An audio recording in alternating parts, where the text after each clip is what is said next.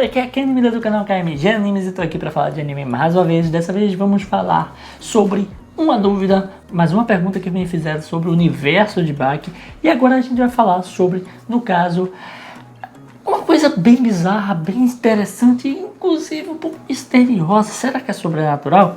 É sobre as lágrimas de Kuzue, sobre o veneno que estava no corpo de Baki. Mas antes de comentar sobre tudo, antes de falar sobre tudo isso, antes de responder a pergunta, ainda vou mostrar qual é a pergunta aqui. Devo te lembrar que aqui no canal tem bastante conteúdo de anime, inclusive chance da nova temporada, impressões e até mesmo narrações e outros conteúdos mais, como por exemplo curiosidade, dúvidas e respostas com relação ao universo de Baki. Então, se você gosta desse tipo de conteúdo, eu vou deixar um cardzinho aqui em cima para poder você estar acessando, que vai ter bastante playlist aí com esses conteúdos para vocês. Enfim, deixa de resenha, deixa eu lá e vamos ao que interessa. A pergunta é o seguinte, ele perguntou com relação ao veneno que estava ali em Baki. Baki, ele estava passando por uma situação muito complexa, logo quando iniciou o torneio Haitai. E aí, a ideia de Hetsu e a ideia de alguns ali, para que o Baki ficasse bem, era lutar. Fazer com que o seu corpo entrasse na exaustão e lutasse ali, se esforçasse para se recuperar e sobreviver àquela situação.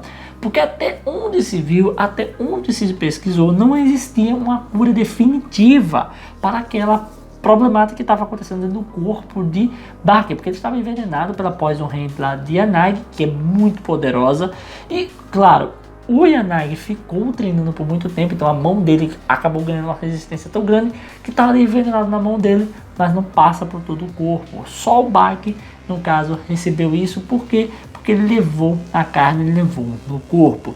E semelhante ao pai dele, Yujiro, por mais que Baki ele seja mais fraco, mas Yujiro seja tão poderoso e aguenta algumas toxinas, que por sinal a gente já sabe que descanonizaram aquela parada lá de aguentar não sei quantas mil pessoas que poderia morrer com a toxina que o Yujiro levou o bebê e ele aguentou. Por mais que a gente saiba dessas questões, a gente sabe que o Yujiro pode ser envenenado. Ele foi envenenado com um tranquilizante de rinoceronte. Tem algumas pessoas ainda que ficam viajando achando que não foi feito um tranquilizante específico para o Yujiro, mas isso nunca rolou, tá? É tranquilizante normal de rinoceronte. Só que aí deram acho que umas 20 agulhadas dele. Aí o Tokugawa explica que até mesmo poderia ser equiparado a um tranquilizante que pararia por meia hora uma baleia azul, de tanta quantidade que ele levou. Então sim, teria que ser muito forte a toxina para parar ele. Então você sabe que Baki vem desse cara que tem uma resistência à toxina. Então no mínimo o Baki vai ter resistência a toxinas. E aí a gente acaba vendo, né, que o Baki ele vai treinando, ele não sossega enquanto ele fica vomitando, ficando anorexo, perdendo ali sua vitalidade, se ferrando.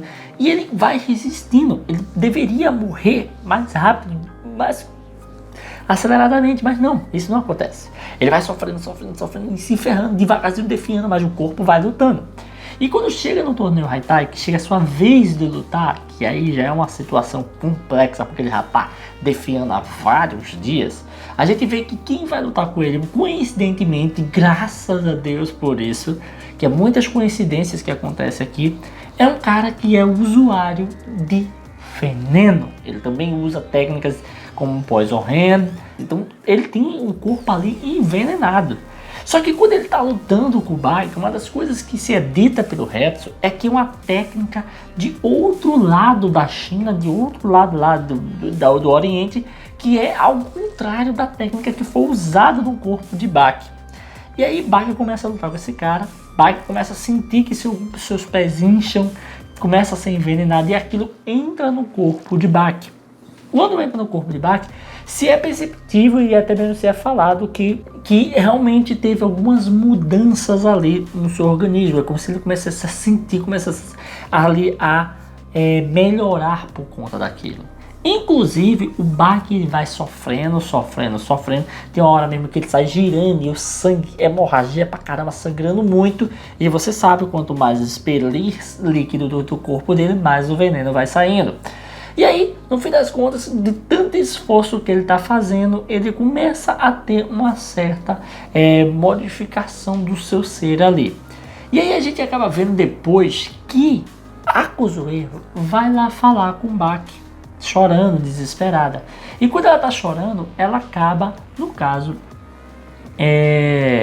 lagrimejando ali e cai na boca dele e ele toma.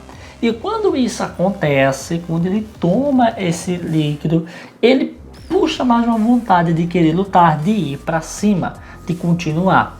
E ele luta contra, no caso, o cara mais ainda. Lembrando, ele tem um veneno, o cara tem um veneno que é ao contrário ao dele, que está surtindo um efeito ali, está fazendo uma mistura nova de venenos, e ainda tem a lágrima de Kozuei que ele tomou.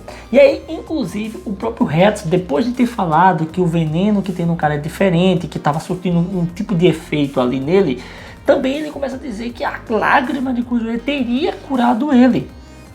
Só que não é só isso, a gente tem o Baki se esforçando pra caramba. Então, lembra lá o que o Hetsu falou a primeira vez? O Hetsu primeiro falou, ó, Baki precisa se esforçar para poder botar para fora esse veneno. Talvez assim ele consiga sobreviver. Primeira coisa que foi feita. Segunda coisa que foi feita, Baki ele teria que consumir outro veneno, um veneno contrário ao que ele tá, para que algo melhorasse. E isso aconteceu também. E a terceira coisa foi as lágrimas de Kozuei.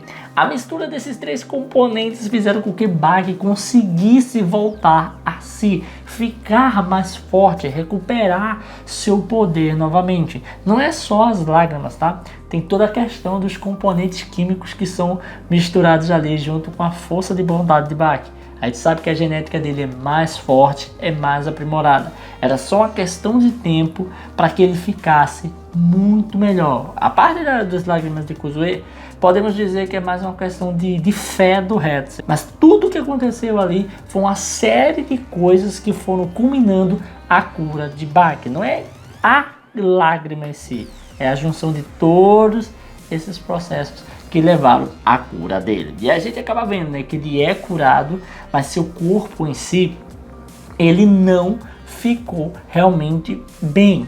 O que aconteceu é que o veneno foi extinguido, né? A junção dos dois venenos se autobloqueou, né? É meio que fazer um antídoto. Foi feito um antídoto ali com a junção de todas aquelas químicas e até mesmo o Baki se esforçando.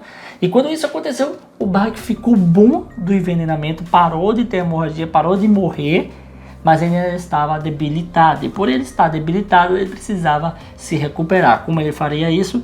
É aí que ele entra em contato com o Hetsu e o Hetsu explica a ele, ó, agora que tu tá bom, tu precisa se alimentar e tomar muito açúcar para teu corpo se recuperar. Teu corpo é feito de água, de líquido, precisa de água e também de açúcar, e bota muita frutose ali para ele consumir. Não é hipertrofia que ele teve ali, eu pensei que era hipertrofia, mas é outro nome, hiper não sei o que, é a ver com líquido, e sim acontece na vida real. Tem até vídeo aqui, eu fiz o react sobre como o Baki se recuperou, é bem interessante, mas é isso. Essa foi a resposta, não é só a lágrima de Kozuei, é a junção dessas três coisas, é o veneno contra outro veneno, lágrima de Kozuei, e o Baki se esforçar para que este veneno seja botado para fora. Enfim, é isso aí. Se você curtiu esse vídeo, dá aquele like, comenta, não deixe de se inscrever e ativar o sininho para estar recebendo notificações dos vídeos que eu postar aqui todo dia. Tranquilo? Valeu, galera. Fui!